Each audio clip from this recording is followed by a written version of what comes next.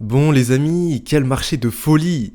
On a un Bitcoin qui est passé au-dessus des 64 000. Mais moi ce qui me surprend c'est que vraiment on est passé d'une extrême peur à de l'espoir à tout simplement qu'un Bitcoin dépasse son ATH à 73 000 plus. Et c'est drôle comment la psychologie peut changer en quelques jours, en quelques heures. Et là, je vous mets justement un article de Cointelegraph qui nous dit que justement, le cours du Bitcoin pourrait atteindre 79 000 dollars d'ici juin. Concrètement, qu'est-ce que ça veut dire? Ça veut dire que on a eu une chute sur Bitcoin. On a une chute sur Bitcoin avec un plus bas vers 56 000, ok? On a, je pense, là ça y est, je pense qu'on a eu le dip, on a eu le plus bas. Ça veut dire quoi? Ça veut dire que nous ne retrouverons pas les prix, donc 56 000, nous ne retrouverons peut-être plus jamais ces prix-là. Il faut en être conscient et il faut se dire aussi que du coup, si vous êtes encore investi sur le côté, il faut commencer à vraiment se positionner. Si vous n'avez pas rechargé vos alts, il faut commencer vraiment à recharger. Pourquoi? Parce que là, l'avantage, c'est que on n'est pas encore en alt season. Donc, le BTC surperforme pratiquement tout. On a la BTC dominance voilà, qui est bien remontée. Pour l'instant, les alts n'ont pas énormément bougé. Elles ont forcément retracé un peu. On a vu Hortz qui a remonté un peu. Voilà, enfin, elles ont rebondi, on va dire. On a Ton qui a rebondi, CKB qui a rebondi. Mais elles n'ont pas non plus fait des grosses perfs. Donc, c'est encore le moment de se positionner. Si tu ne sais pas quoi acheter, comment te positionner, n'hésite pas à me suivre dans le Telegram. Je vous sors une vidéo cet après-midi. Restez connectés. J'ai essayé de vous apporter un max de valeur. Donc voilà, il y a des chances qu'on ne retrouvera jamais ces prix-là. Et comme je vous l'ai dit, pour moi, c'est un espèce de géant bull flag, donc potentiellement que les 73 000, nous les dépasserons. Et on va peut-être aller chercher des prix 80 000, peut-être plus même. Et je repense à mon ami justement qui avait reçu ce message d'une personne qui avait paniqué et qui lui avait dit de vendre toutes ses cryptos et que le bull run était fini.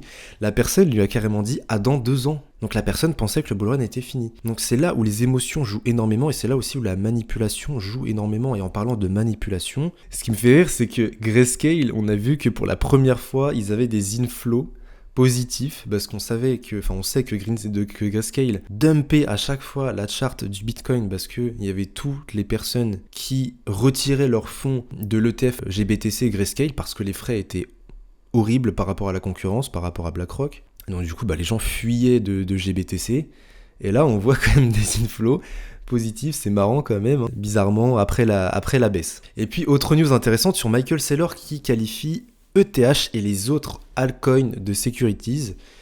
Elle a dit également que ces altcoins et ETH n'allaient pas être acceptés en tant qu'ETF. Donc ça, c'est quand même intéressant, encore une fois.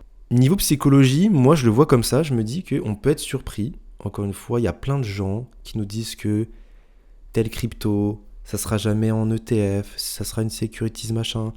Bitcoin, on nous a fait le même scénario, ça sera pas accepté en ETF. Donc, c'est un Ponzi, donc voilà. Moi, je prête pas trop attention au bruit. Michael Saylor qui dit que ce sera pas accepté en ETF, etc., que c'est du securities. On verra bien, j'ai envie de vous dire, on verra bien, je me prends pas la tête avec ça.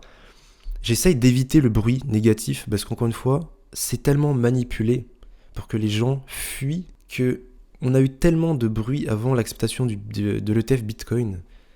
Maintenant, ça y est, on sait comment ça se passe, on sait que c'est manipulé. Donc moi, quand je vois un article comme ça, je me dis, ok, on verra bien, on prend du recul, et voilà, on panique pas, parce que franchement, il y a tellement de manipulation. Bon, c'est intéressant pendant ces moments-là de regarder un peu quelle crypto performe le mieux, sachant que BTC, clairement, clairement, il superforme. On a vu que la BTC dominance, elle était assez élevée. Donc là, c'est intéressant d'aller regarder un peu les cryptos qui rebondissent bien, les cryptos qui réagissent plutôt fortement. On a vu hier, quand il y a eu le gros rebond de BTC, on a vu que les plus grosses cryptos, c'était les mêmes coins et l'intelligence artificielle. Là, ça se vérifie encore. On a du WIF, on a du Doge, on a du RNDR, on a du Akash, AGX.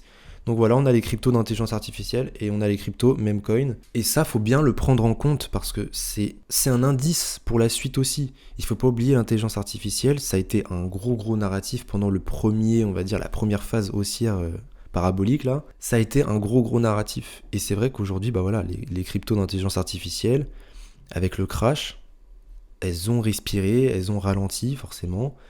Mais je pense que justement, c'était encore les meilleurs moments pour se placer. Donc voilà, on a encore un indice des cryptos qui pourraient superformer. Bien sûr, on a la BTC Fi aussi. On a eu Stax hier qui a plutôt bien réagi. Donc voilà, on verra bien. Mais en tout cas, voilà, on a deux narratifs déjà en vue qui performe très très bien et qui pourrait encore une fois très bien performer pour la suite. Les amis, si cette vidéo vous a plu, n'hésitez pas à liker la vidéo, commenter, vous abonner.